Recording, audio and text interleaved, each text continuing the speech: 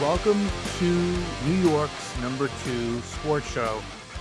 The New York Rangers are expected to name Mike Sullivan the 38th head coach in franchise history, and Emily Kaplan is reporting that this is expected to be one of the richest coaching contracts in NHL history. So a lot to discuss here, as well that John Tortorella is a strong candidate to rejoin the organization. In what role, I'm not sure. It's a possibility that it's behind the bench as an associate coach, but maybe it's something of an advisory role in the front office. Not too sure yet, but it does seem likely that he will rejoin as well. But with Mike Sullivan, um, there was always a lot of connections between Chris Drury and Sullivan, both Boston University alums. And as soon as Sullivan was let go by the Pittsburgh Penguins, you connect the dots and it kind of made sense that this is what was going to happen. And it's not, as of recorded, this is not official, but it seems like it's certainly headed in that direction. I would have preferred to, at the very least, waited and kind of see what's out there, right? Like, for example, could John Cooper be let go by the Tampa Bay Lightning? It's possible. I mean, he's been there for a while. They just had a disappointing first round exit to the Florida Panthers. And look, like, A, Cooper may stay in Tampa. B, Cooper may have preferences elsewhere, right? But just to kind of, you know, have as many options as possible. Also understanding that Sullivan was really highly sought after. He was, and I think a lot of teams were really interested in him. So I understand it. Again, not surprised at all, but I would have preferred to have just maybe given it a little bit more time, and B, if you could have somehow gotten your hands on a young up and coming head coach, David Carl being one of the guys. But like I said in the episode where Laviolette was fired, as far as Jay Leach, Jeff Halpern, and there's a few others that look. There's a risk to that, right? I mean, even like a Dan Muse or Michael Pekka, like, and again, like, would I want someone from the previous staff head coaching this team? Probably not. Although, look, there's a decent chance that Muse and or Pekka will stay on the coaching staff for maybe transition to maybe a Hartford Wolfpack head coaching role. Again, probably unlikely on that side, but I think Muse has a chance of staying on the coaching staff. Um, and Pekka, I think, is seen as kind of someone that in the long run could become an NHL head coach. But um, you have a Team USA feel here with Drury, Sullivan, Tortorella. They were all part of the most recent Team USA squad for Four Nations, where Drury was the assistant general manager, Sullivan the head coach, and Tortorella the assistant head coach. The interesting thing from a Ranger perspective, just to kind of get into Sullivan and his history, Mike Sullivan, first off, he was drafted by the Rangers as a player. He elected to stay with Boston University, and he never played any NHL games with the Rangers, but he was drafted by them. It's somewhat reminiscent of Peter Laviolette, who actually um, played with the Rangers in his only NHL action, I believe. It wasn't much, but he actually played with the Rangers in the late 80s. And with Sullivan, he was drafted by the Rangers in 1987. 57 years old, I should add. So Sullivan, certainly older in age, but not by a crazy amount. In fact, he's actually younger than younger than Laviolette, and he was slightly younger than Gerard Gallant when he was hired by Chris Drury. So it's not as if it's kind of all within the same range. But with Sullivan, it's interesting that he was an assistant coach for the Rangers on John Tortorella's staff in the early 2010s, from the 09-10 season till the 12-13 season. And, so there is a familiar sense as far as any Ranger players that were on that team that are on the team now, only a couple. And that's even as of right now, because I'm talking about Chris Kreider. And I don't think necessarily that these moves indicate anything as far as like who is staying, who is going. I think that's mostly independent. I'm sure Mike Sullivan and potentially Tortorella will be involved in some of those conversations, but I think that's more of a Chris Drury thing.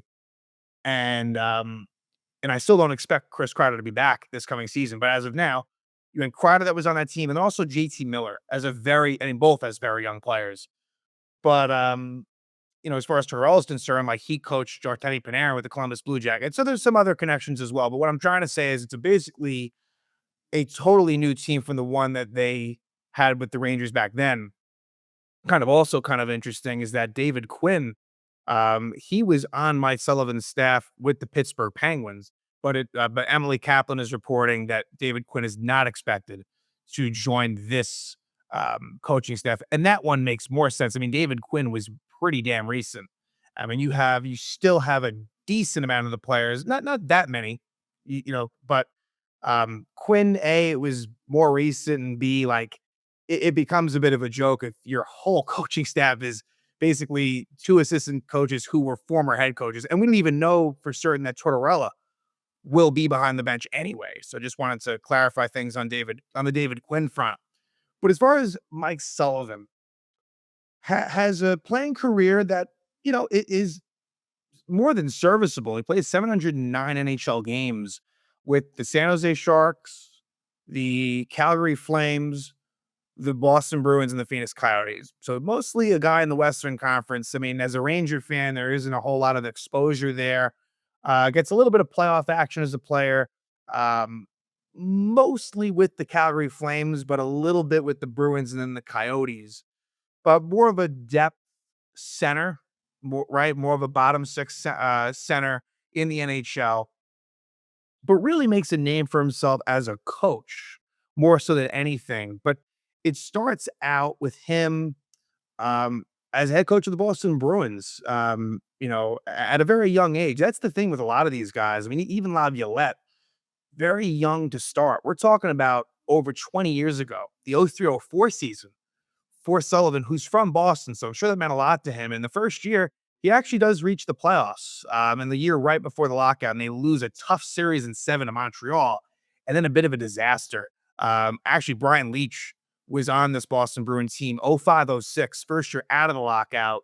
They were not good, and he is subsequently fired.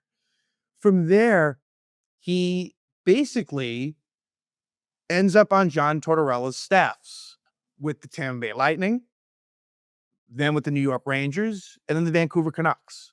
So that's kind of what it was. So even though he does get that head coaching role early on, he then kind of falls back into an assistant role again under John Tortorella for the most part, and well respected Sullivan that is, and really did a nice job with the Rangers. And one could argue that it was a mistake that he was let go. Obviously, the Rangers moving on to Alain Vigneault, and there was some early success there, of course, reaching the Cup final, winning a President's Trophy, right? But Sullivan eventually, after he's let go by the Canucks, he joins the Blackhawks as a player development coach briefly, and then before the 15-16 season, he's named head coach of the AHL affiliate of the Penguins, the Wilkes-Barre Scranton Penguins. And then within a few months, Mike Johnston, who was the head coach of the Penguins at the time, is fired, and Sullivan takes over, and the rest is kind of history. He wins 2 Stanley Cups. He takes over, about mid-year, a little before that, and wins the cup, beating the Sharks in the final. And then the next season, they beat the Predators in the final. So, look, it's a combination of a lot of things working. But on the one hand, obviously, he has Crosby, Malkin, Letang, so on and so forth. He's got a great team that had won years before, but the Penguins kind of felt a little bit of hard time. Still a playoff team, but the magic with Dan Bylsma kind of ran out, and obviously with Mike Johnson wasn't great. There might have been another coach in the mix there as well, but Sullivan really was exactly what they needed.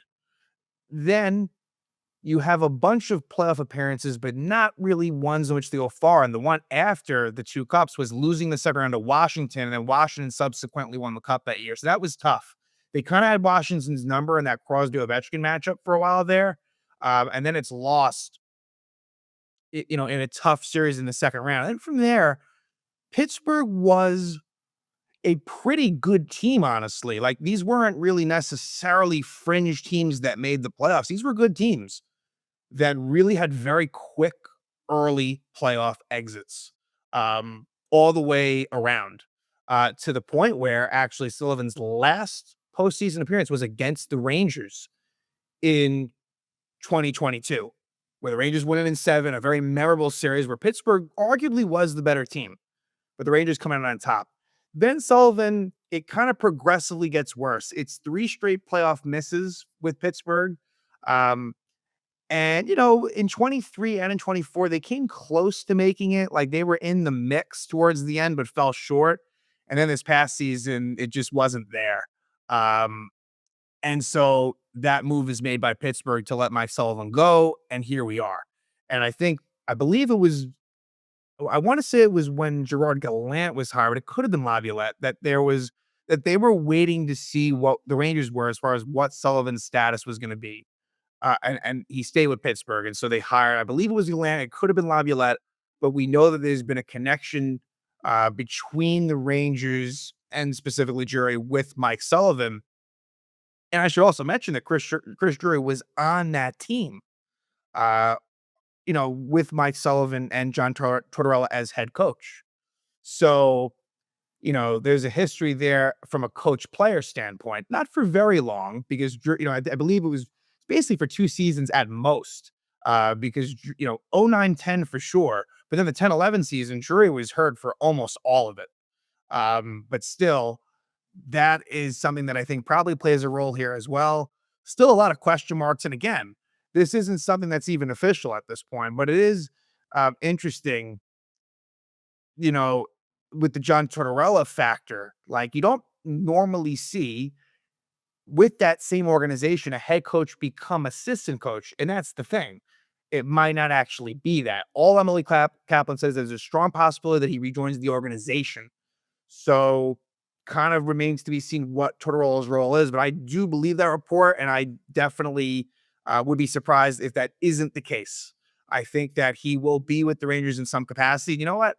This coaching staff is going to demand a lot from their players. Not to say that the previous regimes didn't, but the one good thing with Sullivan is, and while he may not be as combative necessarily as Tortorella, I mean, behind the scenes he might be, but that he's going to demand a lot out of this team, and I think it might look a lot different than the one that we see now. But look, would I be shocked if this ends up being a situation where you have that year one sit thing where the team really is much better than the year before, then year two it kind of dips? Possibly.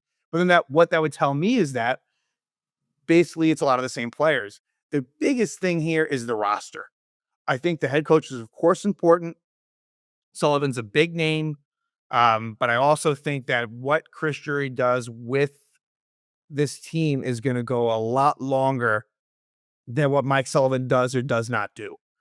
And that for me is the most intriguing part of the offseason, but it's getting going early. And we knew when Laviolette was fired that this was going to happen, but maybe a little bit sooner than we all thought. But once Sullivan again was let go by Pittsburgh, this became somewhat inevitable. So again, I have my questions with this move. I'm not the biggest Mike Sullivan fan, but I do respect the resume and what he's done. And I would expect things, at least in year one, to go a lot better than they did this past season with Peter Laviolette. Still some more things to find out as far as the rest of the coaching staff is concerned. But it is expected that the new head coach of the New York Rangers will be Mike Sullivan.